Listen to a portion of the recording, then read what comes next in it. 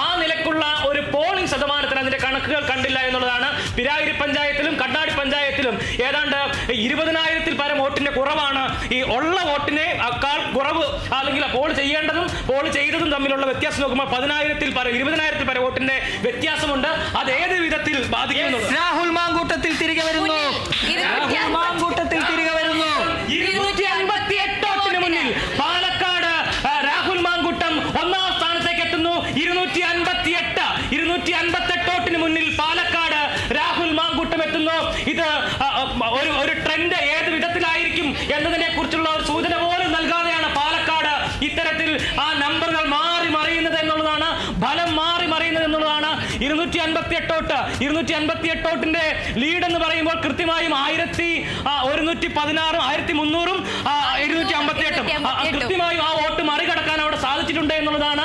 258 vote മുന്നിലേക്ക് വരുന്നു. അത് മൂന്നാമത്തെ റൗണ്ടിലാണ് എന്നുള്ളതാണ് ഏറ്റവും പ്രധാനപ്പെട്ട കാര്യം. ഈ ഘട്ടത്തിൽ ഒരു സമയത്ത് പോലും ഇത്തരത്തിൽ മൂന്നാമത്തെ റൗണ്ടിൽ UDF-ന് അല്ലെങ്കിൽ BJP അല്ലാത്ത ഒരു കക്ഷിക്ക് അവിടെ മുന്നിലേക്ക് വരാൻ സാധിച്ചിരുന്നത്. പക്ഷേ മൂന്നാം റൗണ്ടിൽ മുന്നിലേക്ക് എത്താൻ രാഹുലിന് കഴിയുന്നു.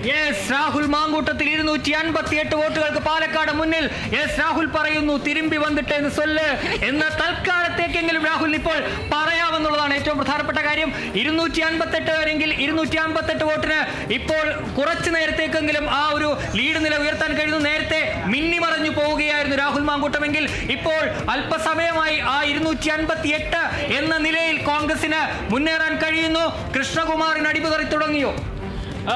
കൃഷ്ണകുമാർ അങ്ങനെ 278 വീണ്ടും കൃഷ്ണകുമാർ വരുന്നു. ഫലം മാറി മറിയുന്നു. അത് തന്നെയാണ് പാലക്കാട് പ്രവചനാതീതം എന്ന് തന്നെ പാലക്കാട് അക്ഷരാർത്ഥത്തിൽ പറയാൻ കഴിയും. 858 സി കൃഷ്ണകുമാർ ലീഡ് നില ഉയർത്തുന്നു. ഓരോ ഘട്ടത്തിലും മാറി മറിയുന്ന ഫലം അത് തന്നെയാണ് പാലക്കാട് സസ്പെൻസ്. അത് കഴിഞ്ഞ തെരഞ്ഞെടുപ്പ് പ്രഖ്യാപിച്ച നാൾ മുതൽ തുടങ്ങിയിട്ടുള്ള സസ്പെൻസ് അത് വോട്ടെണ്ണൽ ദിവസം വരെ തുടരുന്നു. ഈ മൂന്നാമത്തെ റൗണ്ടിന്റെ ഒരു ഘട്ടത്തിൽ രാഹുൽ മാങ്കൂട്ടം ഒന്നാമതെത്തിയെങ്കിൽ 258 വോട്ടിന്റെ ഭൂരിപക്ഷത്തിൽ അല്ലെങ്കിൽ ആ ലീഡിലേക്ക് എത്തിയെങ്കിൽ അത് തിരിച്ചു പിടിച്ചിരിക്കുന്നു കൃഷ്ണകുമാർ. 858 വോട്ടിനാണ് കൃഷ്ണകുമാർ മുന്നിലേക്ക് വന്നിരിക്കുന്നത്. മൂന്നാമത്തെ റൗണ്ട് എണ്ണിക്കൊണ്ടിരിക്കുന്നു. UR പ്രദീപും ലീഡ് നിലനിർത്തിയിരിക്കുന്നു. 2583 UR പ്രദീപ് ലീഡ് നിലനിർത്തിയിരിക്കുന്നു. 46,318 എന്നുള്ള ആ ഒരു വലിയ സംഖ്യയിലേക്ക് തന്നെ പ്രിയങ്ക ഗാന്ധി വയനാട് മുന്നേറ്റം തുടരുന്നു. തീർച്ചയായിട്ടും പാലക്കാട് എവിടെ കാണുന്നില്ല. നമ്മുടെ നിതിൻ പ്രഭാകരൻ ഇപ്പോഴും ട്വിസ്റ്റുകളൊക്കെ വീണ്ടും തുടരുകയാണ്. പാലക്കാട് ഒരു ഇഞ്ചോടിഞ്ച് മത്സരം. കാരണം സരിൻ പറഞ്ഞതാണ് ഇവിടെ യാഥാർത്ഥ്യമാവുന്നത്. സരിന്റെ കണക്ക് കൃത്യമാണ്. സരിൻ പറഞ്ഞത് പാലക്കാട് ഞങ്ങൾ 3-ാം സ്ഥാനത്തെത്തിയാലും മറ്റുള്ള പഞ്ചായത്തുകളിലൂടെ ഞങ്ങൾ ഈ ലീഡ് തിരിച്ചു പിടിക്കും. എത്ര ഇന്ന് ഭൂരിപക്ഷം ആദ്യം 17,000, 20,000 പറഞ്ഞെങ്കിൽ അവസാനം പറഞ്ഞ 5,000-നും 10,000-നും ജയിക്കുന്നതാണ്. എന്തായാലും സരിന്റെ കണക്ക് ഏകദേശം കൃത്യമായി വരുന്നു. ആദ്യം 3 റൗണ്ടുകൾ, 2 റൗണ്ട് പൂർത്തിയായിട്ടുള്ളൂ. ഇനി റൗണ്ടുകൾ എണ്ണാനുണ്ട്. ഏത് തരത്തിലായിരിക്കും പാലക്കാട്ടെ വോട്ടർമാർ തങ്ങളുടെ സമ്മതിദാനാവകാശം വിനിയോഗിച്ചതെന്ന് നമുക്ക് വരും മണിക്കൂറിൽ മാത്രമേ പറയാൻ കഴിയൂ.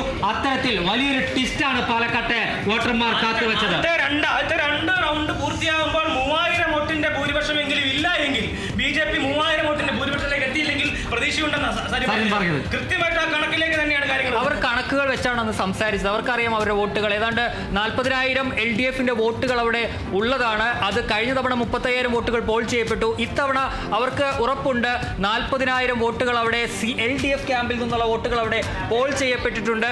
അതുകൂടാതെ കൂടുതൽ വോട്ടുകൾ ലഭിക്കുമെന്ന് 15,000-ഓളം വോട്ടുകൾ പിടിക്കുമെന്ന് സരിന് ഉറപ്പുണ്ട്. സരിന്റെ ക്യാമ്പിലുള്ള അദ്ദേഹത്തോടൊപ്പമുള്ള ആളുകളുടെ വോട്ടുകൾ, അതുപോലെ തന്നെ നിഷ്പക്ഷ വോട്ടുകൾ ഈ നഗര പരിധിയിൽ നിന്നടക്കം സരിന് വോട്ട് കിട്ടിയിട്ടുണ്ടെന്നാണ് അവർ ഈ കണക്കുകൾ വെച്ചൊക്കെ പറഞ്ഞത്. അതുകൊണ്ട് തന്നെ 5,000 വോട്ട് എന്നുള്ള കൃത്യമായൊരു മാർജിൻ അവർ സരിൻ നേരത്തെ തന്നെ പ്രവചിക്കുകയും ചെയ്തിട്ടുള്ളതാണ്. ഈ 5,000 തന്നെയാണ് NDA സ്ഥാനാർത്ഥി സി കൃഷ്ണകുമാറും പറഞ്ഞു വെക്കുന്നത്. ആ കണക്കുകൾ ആർക്കും വലിയ പ്രതീക്ഷകളൊന്നുമില്ല. ഇന്ന് രാവിലെ മാധ്യമങ്ങളെ കാണുമ്പോൾ പോലും സരിൻ പറഞ്ഞത് ഈ കൈ നീട്ടി എല്ലാ കണക്കുകളും ഇവിടെ ഭദ്രമാണ് എന്നാണ്. അത്രത്തോളം ആത്മവിശ്വാസത്തോടെ എല്ലാ കണക്കുകളെല്ലാം ഇവിടെ ഭദ്രമാണ് എന്നാണ് പറയുമ്പോൾ തന്നെ രാവിലെ വളരെ വിശദമായി തന്നെ മാധ്യമങ്ങൾക്ക് മുന്നിൽ അദ്ദേഹം അദ്ദേഹം ഒരു കണക്ക് അവതരിപ്പിക്കുകയും ചെയ്തു. ഇത്ര വോട്ട് കഴിഞ്ഞ തവണ കിട്ടിയത് കേഡർ വോട്ടുകളെല്ലാം കിട്ടുമെന്നത് ഉറപ്പാണ്. എന്റെ സ്ഥാനാർത്ഥിത്വം കൊണ്ട് കേഡർ വോട്ടുകൾ പോവുകയോ അത്തരത്തിലൊരു ഈർഷ്യ മൂലമുള്ള വോട്ടുകൾ പോവുകയോ ഒന്നുമില്ല. മാത്രമല്ല അതേസമയം രാഹുൽ മാങ്കൂട്ടത്തിലിനെ സ്ഥാനാർത്ഥിയായി നിർത്തിയതിൽ ഈർഷ്യയുള്ള അല്ലെങ്കിൽ അതിൽ വിരോധമുള്ള ആളുകളുടെ വോട്ടുകൾ കൂടി കിട്ടും. ഇതിനെല്ലാം